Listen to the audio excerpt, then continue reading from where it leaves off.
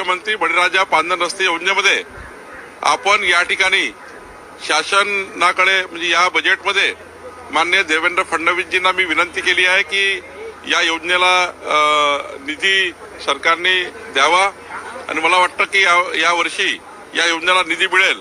जोपर्यंत निधी येईल तोपर्यंत हे रस्ते खुले करणे, या रस्त्यावरचे अतिक्रमण काढणे, या रस्त्याला त्या ठिकाणी दोन्ही बाजूने झाडे लावणे, याची बाउंड्री फिक्स करणे. कारण आम्ही विचार करतोय की बाउंड्री जे फिक्स करायची आहे पांदन रस्त्याची ती शेड्यूल झाडे लावून फिक्स करायची.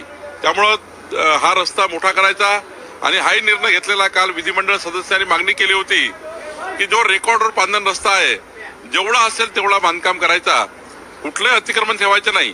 पण काही ठिकाणी पांदन रस्ता 9 फुटाचा आहे, काही ठिकाणी 12 फुटाचा आहे, काही ठिकाणी 18 फुटाचा आहे, काही ठिकाणी 30 फुटाचा आहे, काही ठिकाणी 60 फुटाचा आहे.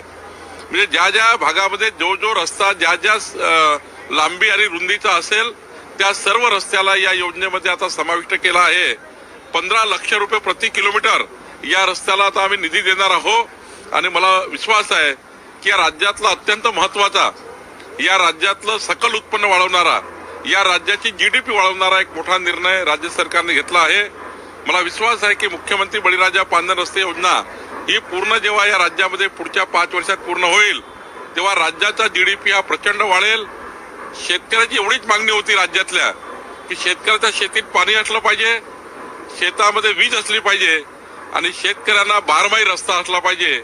या 3 मागण्या जर पूर्ण झाल्या तर शेतकऱ्याच्या मुलांना कधी नोकरी मागायचं काम पडणार नाही.